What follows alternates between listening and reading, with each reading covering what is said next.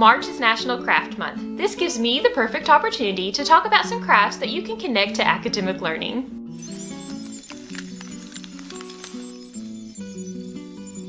Hello and welcome everyone. Just a quick reminder before we get started to please subscribe and click the like button down below. Today I want to focus on an activity that can be completed with multiple ages as well as subjects. If you're going to implement this into early childhood, then you could focus on the letters of the alphabet as well as short words. Personally, when I worked with pre-K, I was always looking for new ways to review the letters of the alphabet. Although writing them is needed, it can become a little monotonous. Therefore, I always like to implement something new and exciting. In working with older students, you could choose to pick what they're looking at. For an example, you might be reviewing acronyms or onomatopoeias.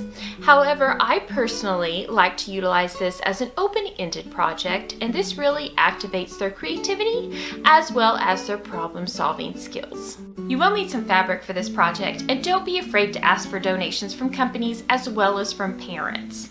You're also going to need something sturdy in order to glue the fabric down onto.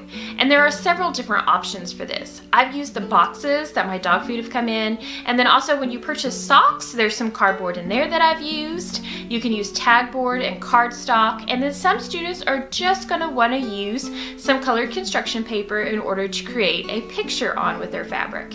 You're going to need something to secure the fabric down onto the cardboard. So I use a combination of Elmer's all-purpose glue, craft glue, and hot glue.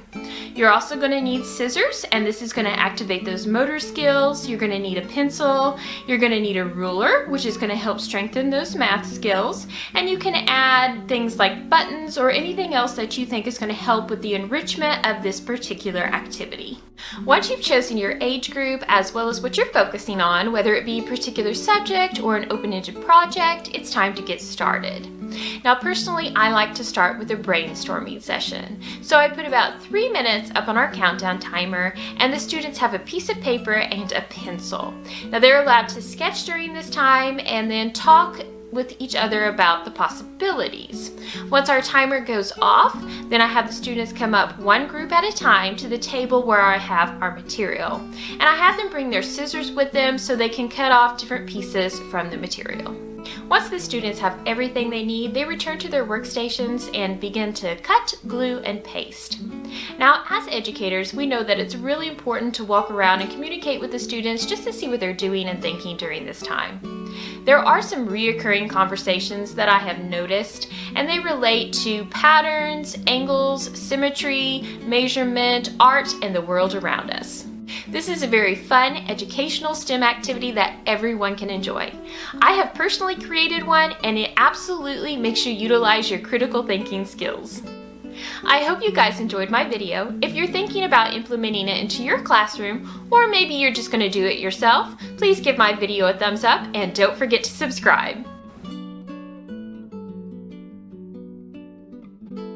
Thank you so much for watching. And remember to be proud of your work, productive in your day, and positively joyful.